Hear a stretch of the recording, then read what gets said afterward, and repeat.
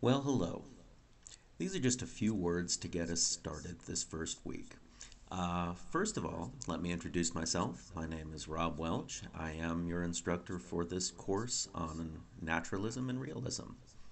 The first thing you'll probably notice is that I am not the most comfortable vlogger in the world. So you'll just have to live with that. Um, However, every week I will give a little commentary in this format to kind of get us pointed in whatever I happen to think is the right direction at that moment.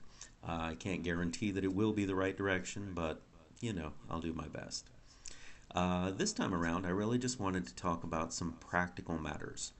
The first one is that every week on Friday, I will post a to-do list in our announcements.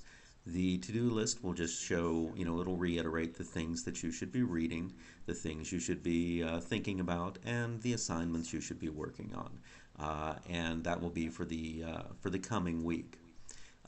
When the week comes around and we're officially in the module, I'll usually post two or three announcements with some additional content. Some of those will be my notes, some of those will be links to other readings, and some of those will be also critical readings, not just additional literary readings.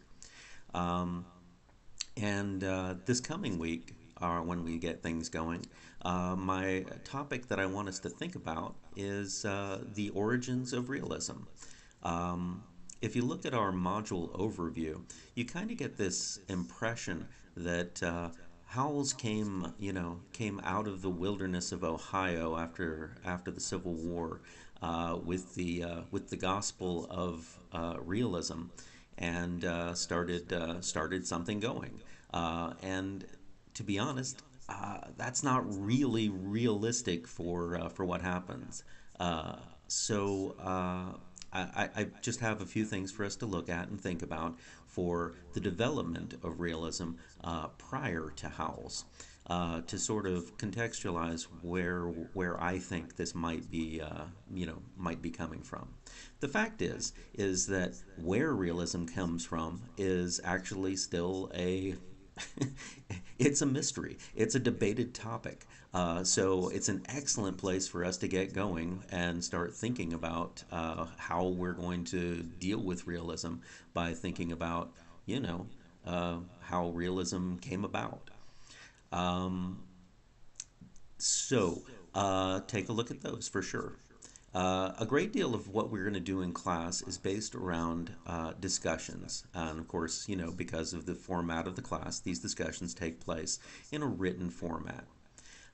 What I wanted to say was that if this was a traditional face-to-face graduate class, what would happen is that practically all of our learning would take place similarly through discussion to teach others.